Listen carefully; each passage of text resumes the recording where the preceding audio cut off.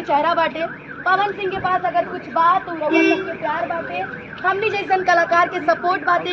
हम अनुपमा यादव बानी, आप रउआ सब जे भी बानी, रउआ सब अपना बेटा के अपना घरे बुलाई। राउर माई बानी, अपना बेटा के गलती करे पे डांटी बोली, जौन की खुद भी कहले बानी।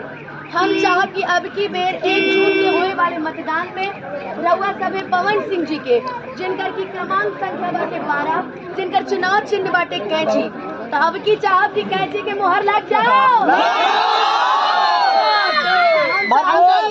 हम चाहब कि अब की बेर एमे सब लिखल बाटे, कैंची के सामने वाला बटन दबाना है, 12 नंबर इनका क्रमांक संख्या बाटे। तो हम चाहब कि अपना बेटा के, अपना बबुआ पे विश्वास करी और जौन भी राउर दुख बाटे अपना बेटा से शेयर करी, जौन आज तक नहीं की भइल पवन जी कार्य करके दिखाई, हमरा पूर्ण विश्वास बाटे। 1 जून के मतदान करे जाता, पहले हाथ उठाओ।